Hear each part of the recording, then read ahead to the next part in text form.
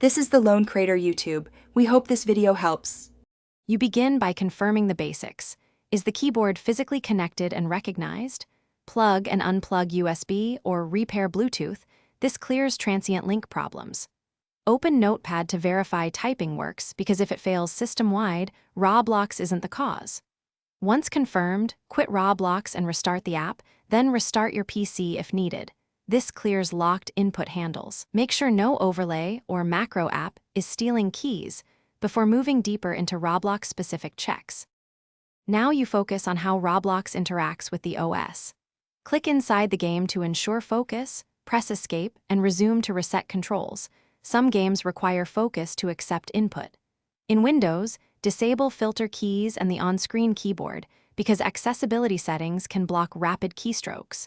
Check Device Manager and update keyboard drivers and confirm your input language matches the keyboard layout. Once done, update the Roblox client. Outdated clients can mismatch input handling to finish, clear Roblox cache and if needed, reinstall the client. This replaces corrupted input files. Reset the specific game's controls to default and test in another Roblox title to confirm whether the issue is game-specific. Try a different keyboard or USB port to eliminate hardware faults.